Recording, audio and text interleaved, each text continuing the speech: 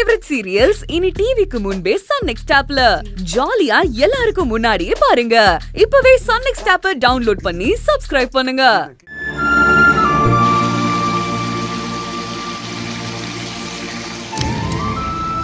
விஜய், பால் பொங்குறது கூட தெரியாம என்ன யோசிச்சுட்டு இருக்க? அது நான் ஏதோ யோசனையில கவனிக்காம விட்டுட்டேன். அப்படி என்ன யோசனை? ஒன்னும் இல்ல. ஒன்னும் இல்லன்னு வாய் சொல்லுது, நிறைய இருக்குன்னு கண்ணு சொல்லுது. சொல்லு, என்ன ஆச்சு?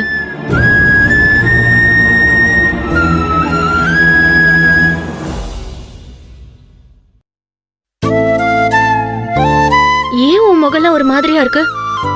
ஏதாவது பிரச்சனையா? பிரச்சனை எல்லாம் ஒன்னும் இல்ல.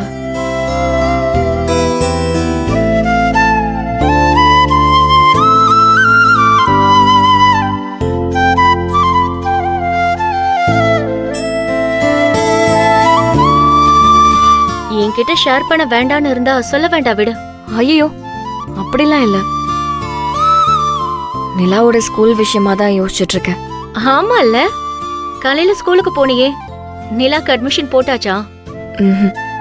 இன்னும் பண்ணல. ஏன்? நான் ஒன்னு நினைச்சிட்டு போனா அங்க வேற மாதிரி எல்லாம் இருக்கு. என்ன வேற மாதிரி இருக்கு? ஃபீஸ் தான். நான் ஒரு 50,000 தான் கையில வச்சிருக்கேன். ஆனா அவங்க டொனேஷனோட சேர்த்து 1,50,000 ரூபாய் கேக்குறாங்க. மீதி 1 லட்சம் ரூபாய்க்கு வழி இல்லாம முழிச்சுக்கிட்டு இருக்கேன்.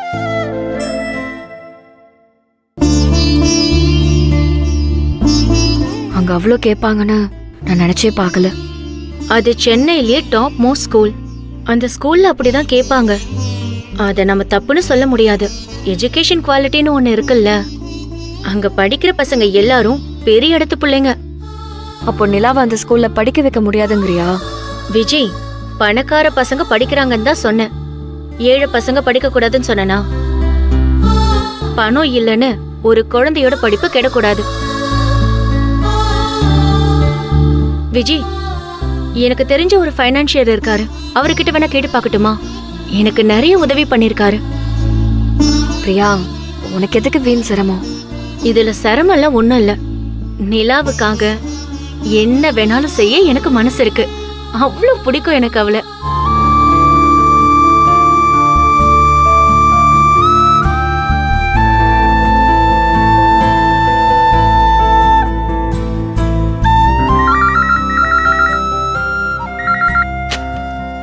ஹலோ, நான் பிரியா பேசுறேன். சார் இல்லையா? சார் இப்போ ஊர்ல இல்ல மேடம். நாளைக்கு மறுநாள் தான் ஆபீஸ்க்கு வருவாரு. அவர்கிட்ட ஒரு முக்கியமான விஷயம் பேசணும். அவரோட பர்சனல் நம்பர் தான் கொடுக்குறீங்களா? சாரி மேடம், அவர் கேட்காம நம்பர் கொடுத்தா என்னதான் மேடம் திட்டுவாரு. தப்பா எடுத்துக்காதீங்க. நீங்க எதுவா இருந்தாலும் நாளைக்கு மறுநாள் நேர்ல வந்து பேசிக்கோங்களேன். சரிங்க. Okay madam, thank you. என்னாச்சு? விஜய், அந்த ஃபினான்ஷியர் ஊர்ல இல்லையா? இன்னும் ஒரு நாள் பொறுத்துக்கோ. நாளைக்கு மறுநாள் நாம 2 பேரும் போய் அவரை பார்த்து ஹெல்ப் கேட்போம். கண்டிப்பா செய்வார்னு எனக்கு தோணுது. பிரியா, ரொம்ப தேங்க்ஸ் பிரியா. யாருன்னே தெரியாத எனக்கு ஹெல்ப் பண்ணணும்னு நினைக்கிற உன் மனசு யாருக்கு வரும்னு எனக்கு தெரியல. அதுவும் பழக ஆரம்பிச்சு முழுசா 2 நாள் கூட ஆகல. அதுக்குள்ள எனக்கு ஒரு பிரச்சனைனா நீ துடிக்கிறியே. என்ன உன் கூட பிறந்தவளா நீ நினைச்சு பாக்குற. சென்னையில இப்படி யதார்த்தத்தை மீறி பாசம் காட்டுற ஒரு பொண்ணை பாக்குறது என்னோட பாக்கியம்தான். என்ன விஜய், நீ பெரிய பெரிய வார்த்தையெல்லாம் பேசுற? பக்கத்துல ஒருத்தருக்கு ஒருத்தர் உதவியா இருக்கிறது தானே அழகு. என்ன கொண்டு வந்துட்டோம், என்ன கொண்டு போக போறோம்? அது என்னன்னு தெரியல விஜய். உன்னையும் நிலாவையும் பார்க்கும்போது எனக்கு ஏதோ க்ளோஸா பேசணும், பழகணும்னு தோணுது. யாருமே இல்லாம உறவுக்காக ஏங்குற எங்களுக்கு நீங்க 2 பேருமே பெரிய ஆறுதலா நான் நினைக்கிறேன். ஏன் பிரியா, நீயும் தினேஷும் லவ் மேரேஜா? ஆமா விஜய், நாங்க 2 பேரும் லவ் பண்ணி வீட்டுக்கு தெரியாம உங்கள மாதிரி தான் ஓடி போய் கல்யாணம் பண்ணிக்கிட்டோம்.